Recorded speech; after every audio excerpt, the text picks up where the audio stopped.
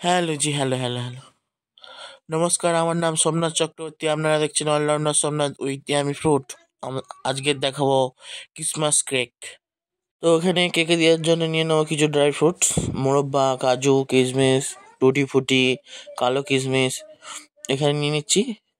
এখানে orange juice দিয়ে ভেজিয়ে রাখবো 24 ঘন্টার মতন। যদি না 24 ঘন্টা হাতে সময় না থাকে, মিনিমাম 1 থেকে 2 ঘন্টা ভিজিয়ে রাখবেন। আপনারা চাইলে অ্যালকোহল দিয়েও ভেজাতে পারেন। এখানে কালার করার জন্য এখানে চিনিটাকে পুড়িয়ে নিচ্ছি। এখানে চিনির জায়গাটা গরম হলে তারপর চিনি দেবেন, নাড়বেন না প্রথমে। এখানে একটা পাউডার সুগার করে নেব।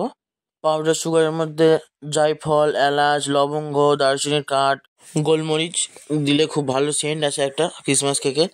এই সুগার সিরাপটা আগে থাকতে ঠান্ডা করে নেবেন। এই সুগার সিরাপের মধ্যে দিয়ে দেবো 1 বাটি রিফাইন অয়েল। তারপরে এখানে মিক্স করতে হবে। এখানে আস্তে আস্তে দিয়ে দেবো সেই পাউডার সুগারটা, যাতে লাম্পস না পড়ে যায়। অল্প অল্প করে দেবেন।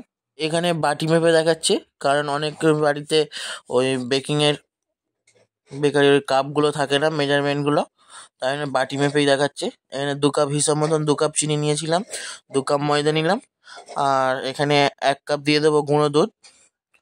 গুঁড়ো দুধটা দিলে খুব সুন্দর সেন্ট আসে। এখানে ভালো করে মাখিয়ে নিতে হবে যেন লাম্পস না পড়ে। তো ড্রাই ফ্রুটগুলো ওভারনাইট ভিজিয়ে রেখেছিলাম। ড্রাই ফ্রুটসগুলো হালকা হাতে মিশিয়ে নেব। খুব কম খরচে করার তারে এখানে তেল দিয়েছিলাম, বাটার দিলাম না। এই কেকটা আর একটা নাম হচ্ছে পাউন্ড কেক বা পাম কেক। 1 পাউন্ড 1 পাউন্ড করে দিতে পারতেন। মানে 1 কাপ বাটার, 1 কাপ চিনি, 1 কাপ ময়দা দিয়ে করা যেত।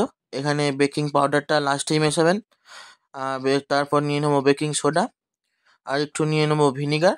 আপনারা চাইলে ডিম দিয়ে করতে পারতেন। ডিম দিলে ভ্যানিলা এসেন্সটা দিতে হতো। এখানে ভ্যানিলা এসেন্সটা দিলাম না, কারণ ডিম দিলে ভ্যানিলা এসেন্সটা ডিমের একটা সেন্টটাকে কাট করে।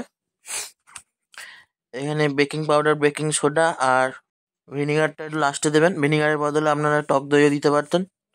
ব্যাটারটা কেকের মোল্ডের মধ্যে দিয়ে ভালোভাবে ট্যাপ করব, যাতে ভিতরে হাওয়া না থাকে। এটা আগে থাকতে প্রি হিট করে রেখেছিলাম, মানে নিচে নুন দিয়ে একটা স্ট্যান্ড বসিয়ে দিয়েছিলাম। এখানে দিয়ে দেবো। এটা ওপর থেকে এখন গার্নিশ করলাম না, কারণ এটা গ্যাসের চুলায় বসাচ্ছি। ওভেনে হলে গার্নিশ করে দিতাম। ওভেনে হলে গোটাটা হিট পেতো ভালো। এটা চুলায় আগে নিচে হিট পাই, তাই গার্নিশটা পরেই করব। দেখতে পাচ্ছেন কেকটা কেমন ফুলছে সাইড থেকে, তাই না গার্নিশটা আগে করে নিই, নাহলে গার্নিশটা ভিতরের দিকে ঢুকে যেত। এবার গার্নিশটা করে নেবো। এবার একটু তেল লাগিয়ে দেবো। তেল লাগিয়ে দিলে একটু ভালো শাইন আসে। এই প্রসেসটা একটু তাড়াতাড়ি করবেন। খুব কম খরচে ক্রিসমাস কেক রেডি। কেকটা যত রিচ হবে, মানে বলতে চাইছি যে কেকে যত বাটার বা তেল থাকবে, তত কম আঁচে করতে হবে।